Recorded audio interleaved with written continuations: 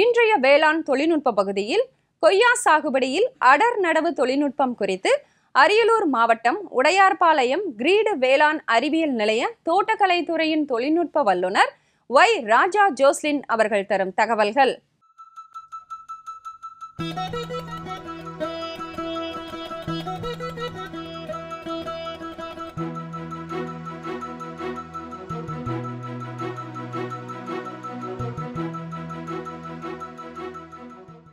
இந்த கிரீடு வேளாண் அறிவியல் மையம் அல்லது கிருஷி விக்யான் கேந்திரா அப்படிங்கிறது வந்து அரியலூர் மாவட்டத்தில் இருக்கக்கூடிய விவசாயிகளுக்கு வேளாண் தொழில்நுட்பங்களை வந்து பயிற்சி மூலமாகவும் செயல் விளக்கங்கள் மூலமாகவும் விவசாயிகளுக்கு வந்து கொண்டு சேர்த்து ஆராய்ச்சி நிலையங்கள், புதிய ரகங்கள், விவசாயிகள் வயல்களில் அந்த தொழில்நுட்பங்களை வந்து கடைபிடிப்பதற்கு வந்து நம்ம கிரீடு வேளாண் அறிவியல் மையம் மூலமாக வந்து விவசாயிகளுக்கு வந்து பயிற்சிகள் கொடுத்துட்டு வரோம்.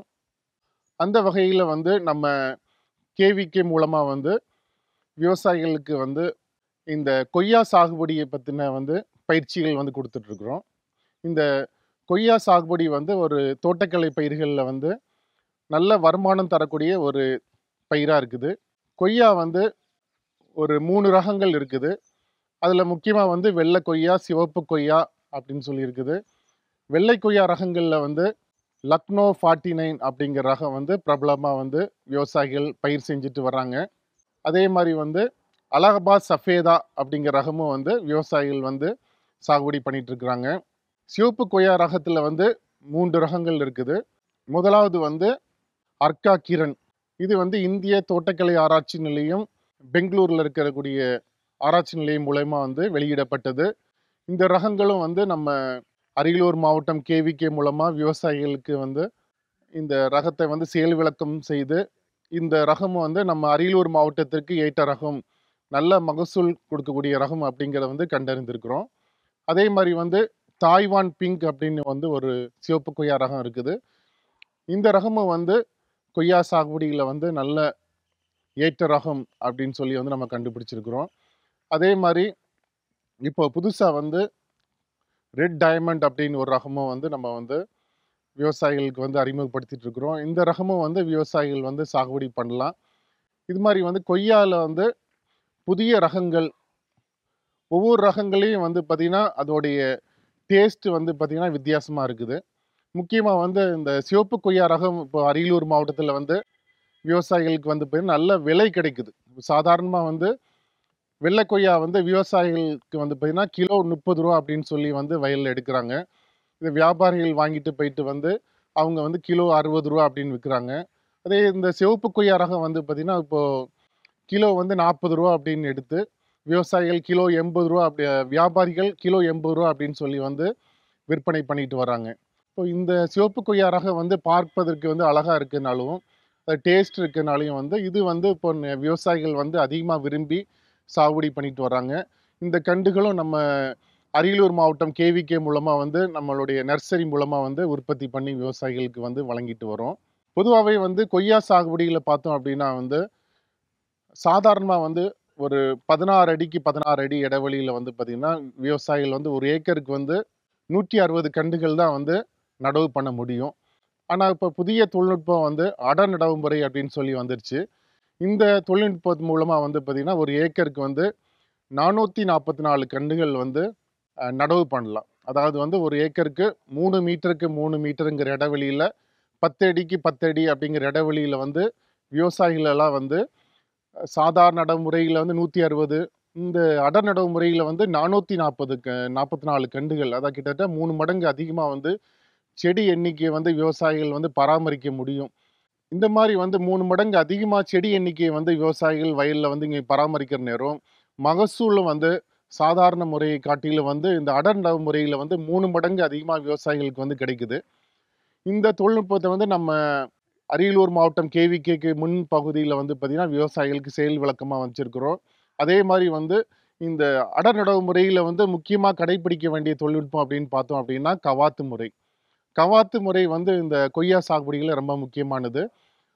கவாத்து வந்து எப்படி பண்ணும் அப்படின்னா வந்து முதலாவது வந்து நம்ம கன்று நட்டதுக்கு அப்புறம் அதுலேருந்து கிளைகள் வர்ற நேரத்தில் வந்து ஒரு 2 அடி உயரத்துல 60 சென்டிமீட்டர் உயரத்துல வந்து முதலாவது கவாத்து வந்து நம்ம வந்து அந்த நுனி கிளையை வந்து நம்ம வந்து செக்கேச்சர் அப்படிங்கிற வந்து ஒரு கத்தி மூலமா வந்து பார்த்தீங்கன்னா காயம் இல்லாம வந்து அதை நம்ம வந்து கவனமா வந்து அதை வந்து கவாத்து பண்ணணும்.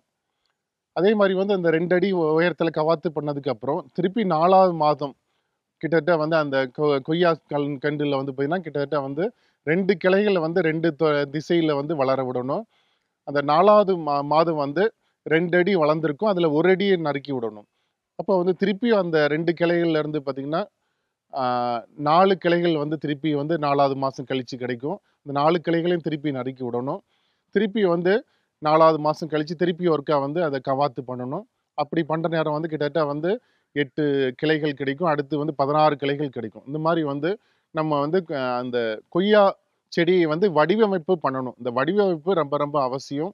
விவசாயிகள் வந்து கடைபிடிச்சோம் அப்படின்னா வந்து நல்ல மகசூல் வந்து எடுக்க முடியும். பொதுவாகவே கொய்யா மரத்தை பழைய காலத்துலலாம் என்ன செய்வாங்க அப்படின்னா விவசாயிகள் வந்து செடி நட்டதுக்கு அப்புறம் வந்து அதை வந்து கவாத்து பண்ண மாட்டாங்க. அதை வந்து நறுக்கி விட மாட்டாங்க. ஆனால் வந்து கொய்யாத்துல வந்து இது வேளாண் ஆராய்ச்சி கழகத்தில் வந்து என்ன கண்டுபிடிச்சிருக்காங்க அப்படின்னா இந்த கொய்யா ரகத்தை வந்து நம்ம எந்த அளவுக்கு வந்து கவாத்து பண்ணுறோமோ கவாத்து பண்ண உடனே கிளைகளில் வந்து பார்த்திங்கன்னா நல்ல வந்து மகசூல் வந்து அதிகமாக கிடைக்குது.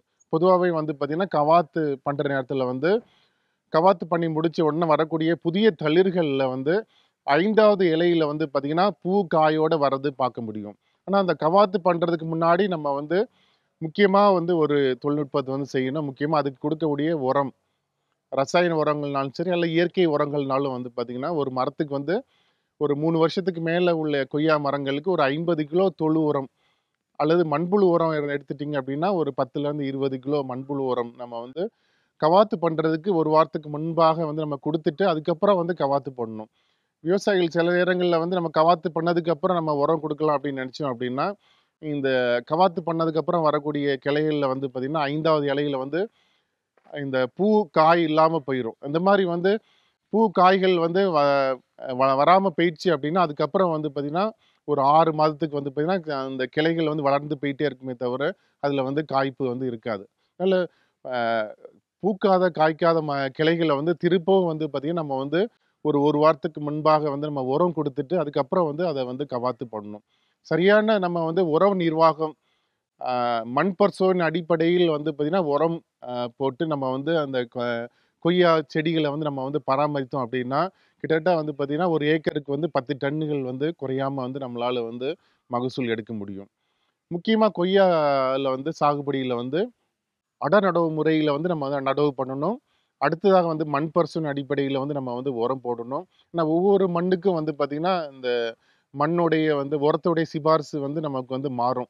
மண்ணை பொறுத்து வந்து பார்த்திங்கன்னா மாறும். அதனால் வந்து நம்ம பயிர் சாகுபடி பண்ணுறதுக்கு முன்பாக வந்து பார்த்திங்கன்னா ஒரு 1/2 கிலோ மண்ணை எடுத்து அது ஒரு 1 1/2 அடி ஆழத்தில் வந்து நம்ம குழி எடுத்து அதில் வி வடிவத்தில் மண்ணை வந்து வெட்டி அதிலேருந்து ஒரு 1/2 கிலோ மண்ணை வந்து நம்ம எடுத்து அதை வந்து ஆய்வு பண்ணி மண்ணுக்கு ஏற்ற உரத்தை வந்து நம்ம வந்து கொடுக்குற நேரத்தில் வந்து நல்ல மகசூல் வந்து நம்ம வந்து கொய்யாலேருந்து எடுக்க முடியும். முக்கியமாக கொய்யா வந்து நடவு பண்ணுற நேரம் வந்து ரொம்ப ரொம்ப முக்கியம். 1 1/2 அடிக்கு 1 1/2 அடி குழி எடுத்து குழிக்குள்ளாடி வந்து பார்த்திங்கன்னா மேல் மண்ணை வந்து அடியில் போடணும். அதே மாதிரி வந்து பார்த்திங்கன்னா கன்று நடுற நேரம் ஒரு 10 கிலோ வந்து தொழு உரம் நல்ல மக்கின எரு வந்து நம்ம கொடுக்கணும். அல்லது வந்து ஒரு 5 கிலோ வந்து பார்த்திங்கன்னா வெர்மி கம்போஸ்ட்டுங்கிற மண்புழு உரம் கொடுக்கணும். அது இல்லாமல் வந்து வேப்ப புண்ணாக்கு ஒரு கண்ணுக்கு வந்து ஒரு குழியில் வந்து 1 கிலோ போடணும். அது மாதிரி கரையான் வராமல் இருக்கிறதுக்கு செம்மண் பகுதியில் கரையான் பிரச்சனை இருக்கும். அது வராமல் இருக்கிறதுக்கு அந்த கண்டுகளை வேர்களை சுற்றி வந்து பார்த்திங்கன்னா நம்ம வந்து இந்த எறும்பு பொடி அப்படிங்கிறது ஒரு 100 கிராம் போட்டோம் அப்படின்னா கரையான் தொந்தரவு இல்லாமல் இருக்கும். இந்த மாதிரி வந்து செடிகளை வந்து நடவு பண்ணணும். முக்கியமாக வந்து இந்த கொய்யால வரக்கூடிய நூற்புழு பிரச்சனை வந்து அதிகமாக இருக்கும். இதை வந்து கட்டுப்படுத்துறதுக்கு நம்ம அவசியம் வந்து சூடோமோனாஸ் அப்படிங்கிற வந்து ஒரு நோய் நுண்ணுயிர் எதிருயிர் நுண்ணுயிர்கள் வந்து இருக்குது. இது நம்ம கேவிகேல அல்லது வேளாண்மை துறைகளில் கிடைக்கும். இதை வந்து அவசியமாக வந்து பார்த்திங்கன்னா ஒரு கண்ணுக்கு 50 கிராம்ங்கிற அளவில் வந்து நம்ம வந்து குழிக்குள்ளே போட்டு நம்ம வந்து நடவு பண்ணுற நேரம் நம்மளுடைய கொய்யா கண்டுகள் வந்து ஆரம்பத்துல இருந்தே வந்து நல்ல ஆரோக்கியமாக வந்து வளரும். இந்த நூற்புழு தாக்குதல் இருக்காது, வேரழுகல் நோய் தாக்குதல் இல்லாமல் வந்து நல்ல கண்டுகள் வந்து நம்மளால் வந்து உற்பத்தி பண்ண முடியும். அதனால கண்டிப்பாக வந்து எல்லா விவசாயிகளும் வந்து கண்ணு நடுற நேரமே இந்த வேப்பம் புண்ணாக்கு 1 கிலோ கண்டிப்பாக கொடுக்கணும். குப்பை எரு வந்து கண்டிப்பாக கொடுக்கணும். அதே மாதிரி வந்து இந்த சூடோமோனஸ் அதே மாதிரி வந்து உயிர் உரங்களான azospirillum 50 gram, phosphobacteria, potash mobilising bacteria வந்து ரொம்ப ரொம்ப அவசியமாக வந்து கொடுக்கணும். இப்போ புதுசாக வந்து வேம் அப்படின்னு ஒரு நுண்ணி இருக்குது. இது வேர் வளர்ச்சிக்கு ரொம்ப ரொம்ப முக்கியமானது. இந்த வேம்ங்கிறது வந்து ஒரு கண்ணுக்கு வந்து ஒரு 100 கிராம் அளவுக்கு வந்து கொடுக்கலாம். அதே மாதிரி வந்து நம்ம இந்திய தோட்டக்கலை ஆராய்ச்சி நிலையம் மூலமா வந்து அர்க்கா நுண்ணீர் கலவை அப்படின்னு ஒரு புதுசா வந்து பார்த்தீங்கன்னா, ஒரு நுண்ணீர் கலவையா வந்து அறிமுகப்படுத்தியிருக்காங்க. இது ஒரு ஏக்கருக்கு 5 கிலோ அளவுல வந்து நம்ம வந்து குழி வந்து நம்ம வந்து குடுக்கலாம். ஒரு ஏக்கருக்கு வந்து பார்த்தீங்கன்னா, 5 கிலோ அளவுல வந்து நம்ம வந்து போடணும். இத கடைசி உழவுல கூட நீங்க வந்து குப்பையில வந்து கலந்து வந்து நம்ம வந்து போட முடியும். இது மாரி குடுக்குற நேரம் வந்து நம்ம வந்து இந்த கொய்யால வந்து நல்ல சாகுபடிய வந்து நம்ம வந்து நல்ல மகசூல் எடுக்க முடியும். இத விவசாயிகள் கண்டிப்பா வந்து கடைபிடிக்கணும்.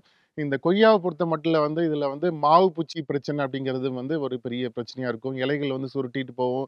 இலை கீழ வந்து பார்த்தீங்கன்னா, மாவு மாரி வந்து வெள்ள கலரா வந்து அந்த பூச்சிகள் வந்து அந்த சார உறிஞ்சுறனால இந்த மாவு இந்த கொய்யாவுடைய மகசூல் வந்து பாதிக்கப்படும். இத கட்டுப்படுத்துறதுக்கு வந்து நம்ம வந்து வெர்டிசிலியம் லக்கானின்னு ஒரு இயற்கை மருந்து வச்சிருக்கிறோம். இது வந்து பார்த்தீங்கன்னா, ஒரு லிட்டர் தண்ணிக்கு 3 மில்லி, ஒரு ஏக்கருக்கு 1/2 லிட்டர் வந்து நீங்க ஸ்ப்ரே பண்ற நேரம் வந்து முழுமையா அந்த மாவு பூச்சிய கட்டுப்படுத்தலாம். அது இல்லாம வந்து நம்ம வந்து இயற்கையில வந்து கட்டுப்படுத்துறதுக்கு இப்ப நெறைய ஒட்டுண்ணிகள் வந்துட்டு. இந்த ஒட்டுண்ணிகள் கூட நீங்க வந்து வயல்ல வந்து விட்டு இந்த பூச்சிகள வந்து கட்டுப்படுத்த முடியும்.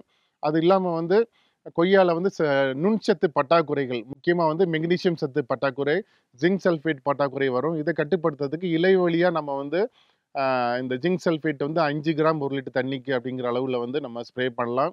மண்ணுலயும் வந்து பார்த்தீங்கன்னா, ஏக்கருக்கு வந்து ஒரு 5லேருந்து ஒரு 10 கிலோ வந்து நுண்ணூட்ட உரங்கள் வந்து நம்ம வயல்ல குடுத்து, இந்த நுண்சத்து பற்றாக்குறையும் வராம நம்ம வந்து அ அத பார்த்துக்க முடியும்.